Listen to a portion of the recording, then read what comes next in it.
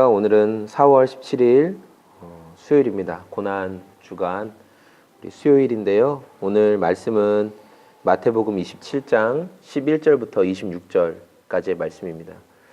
오늘 말씀은 예수님께서 빌라도에게 로마에서 보낸 이 총독이었던 빌라도에게 신문을 당하시고 그다음에 이제 사형을 선고받는, 그러니까 빌라도에게 받는 선고는 이제 진짜 목숨을 잃는 선고입니다. 로마에서 내리는 선고이기 때문에 정말 예수님께서 이제 그 목숨을 잃게 되시는 선고가 오늘 빌라도를 통해 받으신 사형 선고죠. 빌라도에게 11절부터 14절까지 빌라도에게 신문을 당하십니다. 당신이 정말 유대인의 왕이라고 했소. 이 말은 당신이 이제 우리 이 지배국인 로마를 대적하고 당신이 뭔가 독립운동을 해보겠다는 거요. 뭐 이런 얘기죠. 근데 예수님께서 당신이 지금 나를 왕이라고 말하고 있지 않느냐 이렇게 얘기하면서, 그러니까 확실히 내가 혁명을 일으킬 거다 뭐 이런 얘기는 하지 않으세요. 예수님은 세상이 말하는 방법으로 혁명을 일으키려고 하셨던 분이 아니기 때문이죠.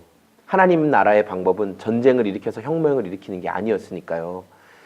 예, 그렇게 빌라도가 의아한 거예요. 지금 사람들이 당신에 대해서 이렇게 막 증언하는데 당신 굉장히 지금 불리한 상황인데 왜 목숨을 얻기 위해서 나에게 구걸하지 않느냐는 거예요. 자기가 봤던 수많은 죄수들은 목숨을 얻기 위해서 한 번만 살려주세요. 저들이 거짓말하는 겁니다. 저는 이래서 죄가 없습니다. 분명히 많이 그랬을 텐데 지금 한마디도 빌라도 앞에서 예수님께서 하지 않으신다는 거예요. 그리고 겸손하게 그냥 잠잠하게 계시니까 빌라도가 의아했던 거죠. 그러면서 빌라도가 그래도 뭔가 석연치 않으니까 이 바라바라고 하는 막 이렇게 혁명을 일으키고 막 그런 사람도 죽이고 했던 이 사형수와 예수님을 함께 놓고 둘 중에 한 명을 풀어주겠다, 이 관례에 따라서 이렇게 얘기를 할 때 이렇게 많이 그때 어중이 떠중이 다 모인 거예요. 그런데 그때 대제사장들이 사람들을 막 선동을 막 한 거죠. 죽여야 된다. 예수를 죽이시오. 예수를 죽이시오. 예수를 죽이시오. 막 이렇게 사람들이 하기 시작한 거죠. 그러면서 결국 빌라도는 손도 씻고 나는 이 사람의 죽음에 대해서 죄가 없다라고 말하고 싶었지만 어떻게 됐어요? 결국은 사형 선고를 당신들 마음대로 해라. 당신들 하고 싶은 대로 해라. 이렇게 해서 예수님을 모진 채찍으로 먼저 때리고, 근데 이 모진 채찍으로 때리는 게 어떤 의미냐면 십자가형이 너무 괴롭고 고통스럽기 때문에, 이게 좀 역설적인 말이긴 한데 모진 채찍 채찍 끝에 쇠붙이가 달려서 살을 찢고 살을 파고드는 채찍질을 당하면 죄수가 십자가에서는 좀 더 빨리 죽을 수 있어요. 좀 잔인한 말이죠. 십자가에서 좀 더 빨리 죽게 하기 위해서 때리는 거예요. 그냥 어떻게 보면 십자가에서 너무 오래 달려있으면 정말 괴로우니까 빨리 죽는, 그러니까 무서운 말이지만 죄수에게 베푸는 괴로운 호의예요. 이해가 되시나요? 괴로운 호의 같은 거예요. 어쨌든 빌라도는 그렇게 예수님을 채찍질하게 하고 십자가에 넘겨주라고 넘겨줬죠. 여러분, 빌라도가 예수님이 이렇게 사형을 시킬 만한 죄가 없다는 것을 사실은 알고 있었어요. 자기 아내가 와서도 이 사람을 죽이는 게 사형에 처하면 안 됩니다 라고 상관하지 말라고 했어요. 그러나 빌라도가 왜 예수님을 십자가에 넘겨줬죠? 사람들의 거센 반응 때문이었어요. 군중들의, 무리들의 거센 반응, 밀란이라도 일으킬 것 같은 거센 반응. 빌라도는 역사적으로 지금 자기 정치적 후견인도 잃은 상황, 그래서 지금 자기 정치적 입지가 좁아들 수밖에 없는 상황. 그런데 이런 자꾸 큰 사건들이 일어나고 자기가 관할하고 있는 지역에서 큰 사건이 일어나면 어떻게 될까요? 정치적 입지를 잃을 수 있어요. 그러니까 자기의 정치적 권력을 지키고 싶었어요. 그렇기 때문에 이런 사건은 자기 선에서 빨리 처리하고 넘기고 싶었던 거죠. 여러분, 세상이 우리를 두렵게 하는 게 있죠? 너 지금 분위기가 이래. 너 지금 권력의 흐름이 지금 우리 편에 있는데 너 지금 그 권력의 흐름에 옆에 서 있지 않으면 너 어떻게 될지 모른다. 너 지금 우리 편에 서라.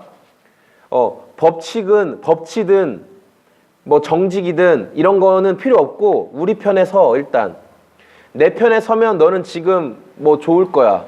근데 너 지금 내 편에 서지 않으면 너 다 잃게 된다. 너 다 잘린다. 네가 가진 거 다 잃어버린다. 세상은 우리에게 이렇게 얘기합니다. 분명히 이렇게 말해요. 지금 그런 모습들을 우리가 볼 수 있어요. 그런데 빌라도는 이때 이 선택으로 인하여 평생 뭐 우리 침례교회는 그 사도신경을 그 예배 순서에 넣지 않지만, 물론 사도신경이 잘못됐다는 건 아니지만 예배 순서에 넣지 않죠. 본디오 빌라도에게 고난을 받으사 십자가에 못 박혀 죽으시고, 예, 이 부분이 우리 사도신경에 있죠. 본디오 빌라도에게 고난을 받았다라는 건 이제 수많은 그리스도인들이 알고 있는 내용이 되어버린 거예요. 본디오 빌라도는 이때 세상 편에 선 선택을 함으로 인해서 수많은 그리스도인들에게 사실은 부정적인 이름이 된 거죠. 역사의 이름 앞에 이는 부정적인 오명을 남기게 된 거예요. 뭐 어떤 분들이 진실은 묻히지 않는다, 진실은 살아있다 이런 말 잘하시고 저도 진실은 사라지지 않는다고 생각해요. 그러나 자기 편에서 보는 진실은 좀 문제가 있겠죠. 자기 스탠스에서만 보는 진실은 안타까워요. 우리나라는 지금 좌와 우로 아주 극심하게 나누어져 있고, 저도 그런 문제와 상황을 보면서 안타까움이 많이 있어요. 목사이기 때문에 저는 무엇을 지지합니다라고 말하기가 아주 어려운 상황이죠. 좌편에 계신 분도 우편에 생각을 가지신 분도 다 포함해야 되는 목사이기 때문에. 그러나 저는 어느 편에 서야 되냐? 좌냐 우냐? 예수님 편에 서고 싶고요. 예수님 편에서는 해석을 하고 싶다는 마음뿐입니다. 예. 그래서 여러분, 진실은 영원히 묻어지지 않는답니다. 요새는 누가 진실을 묻고 있는 거예요? 누가 요새는 진실을 땅속에 묻어버리고 싶어 하는 거예요? 영원한 좌도 영원한 우도 없습니다. 본디오 빌라도 그때 당시는 권력을 지키기 위해서 예수님을 불의한 자들에게 넘겨주었지만 지금 그 이름은 영원한 오명으로 남아있어요. 여러분, 세상의 요구 앞에 어떻게 반응하실래요? 너 내 편에 서라. 세상이 요구해요. 근데 여러분 어느 편에 서실래요? 세상 편에 서실래요? 예수님 편에 서실래요? 잘 선택하시고 이 고난주간 가운데 정말 우리 예수님 편에 설 수 있도록 나를 쳐서 복종시키는 마음 놓치지 않기를 소망합니다. 고난주간 수요일 더 깊이 주님 바라보는 시간 되시기를 소망합니다. 안녕히 계세요.